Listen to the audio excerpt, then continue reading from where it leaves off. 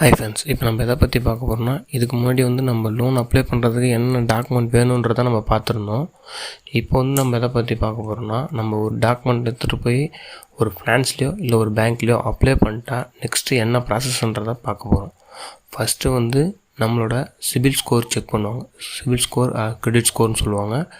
அதை ஃபஸ்ட்டு நமக்கு செக் பண்ணுவாங்க. நம்மளோட ஐடி ப்ரூஃப், அட்ரஸ் ப்ரூஃப் அதெல்லாம் வச்சு, நம்மளோட மொபைல் நம்பர் இதெல்லாம் வச்சு செக் பண்ணுவாங்க. அதை செக் பண்ணதுக்கப்புறம் தான் நெக்ஸ்ட்டு ப்ராசஸ்க்கு போவாங்க.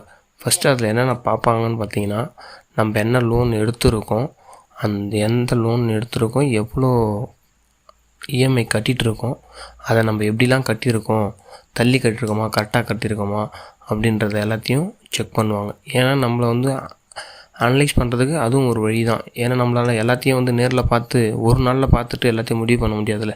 நம்ம ஆல்ரெடி எடுத்துருக்க லோனை வச்சு செக் பண்ணுவாங்க. செகண்ட் எதை பற்றி பார்ப்பாங்கன்னா, நம்மளோட சேலரியை கால்குலேட் பண்ணுவாங்க. ஃபயர் கால்குலேஷன் சொல்லுவாங்க.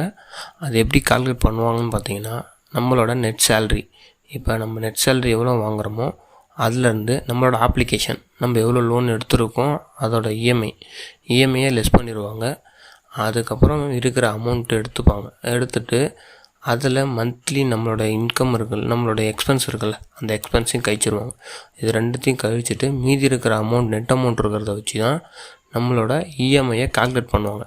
அது எப்படி கால்குலேட் பண்ணுவாங்கன்னா, அதிலேருந்து நமக்கு 50% தான் இஎம்ஐயாக எலிஜிபிலிட்டி வரும். 50 or 60%.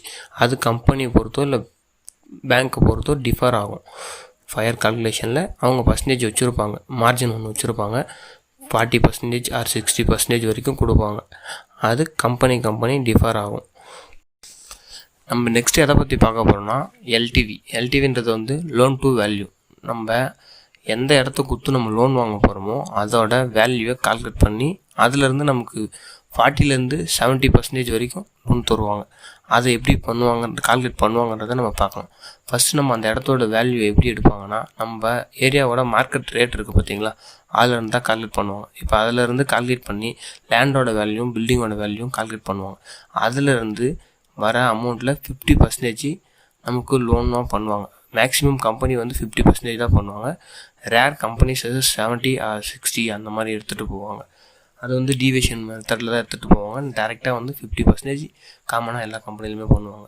இப்போ நம்ம அதை எடுக்கிறதுல இப்போ ஒரு 1 கோடி ரூபாய் சொத்துனா நமக்கு அது 50 லட்ச ரூபா வரைக்கும் லோன் பண்ணலாம். அதே போல் ஈவனாக நம்மளோட சேலரியும் அந்த 50 லட்ச ரூபாய்க்கான இஎம்ஐக்கான எலிஜிபிலிட்டி இருக்கணும். அந்த நெட் சேலரிலேருந்து நம்ம கழிக்கும் போது நம்ம இஎம்ஐக்கு எலிஜிபிலிட்டி வந்தால் தான் அது பண்ணுவாங்க. இது ரெண்டுமே ஈவனாக இருந்தால் மட்டும்தான் நமக்கு அந்த லோன் அமௌண்ட் வரும்.